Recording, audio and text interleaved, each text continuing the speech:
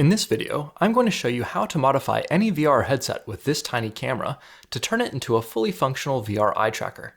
This will let you develop your own applications for gaze analysis, gaming, interaction, or communication, all for under $20. If you've been following my other videos, you probably remember the GCO308. It turns out that this camera can easily fit into most VR headsets, and though it does get a bit warm during use, it can still function well if it is not enclosed. I have here a Vive Pro, which you can get as a standalone headset for about $350. First, unscrew the camera lens slightly to set the focal point to roughly 3 centimeters. Next, remove the portion of the display padding on the side you want to insert the camera. I suggest using a bit of soft wire to secure the camera in the spot you want.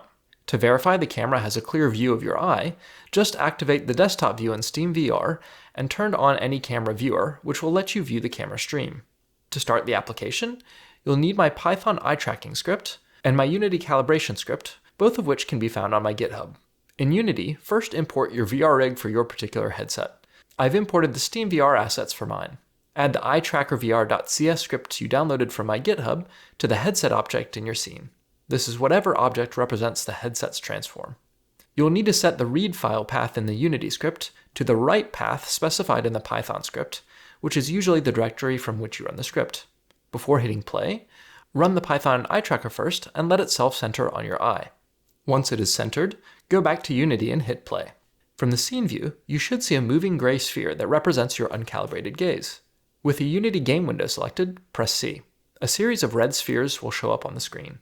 Look at each sphere and press C again when you are focused on the sphere until the last sphere disappears. This completes the calibration, and the gray sphere should now track with your eye. The line between the headset and that sphere is your gaze ray in 3D space, which you can use for any eye tracking application. In one of my next videos, I'm going to modify this to be a 2-camera setup, which should improve accuracy and also enable depth-based tracking. Stay tuned, and thanks for watching.